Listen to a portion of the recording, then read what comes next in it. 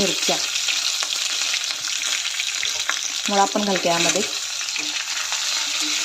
आता हे सर्व मंद आचेवर भाजून घ्यायचं. घेते सर्व घेतलेलं आहे. ह्यामध्ये सर्व साहित्य घालते.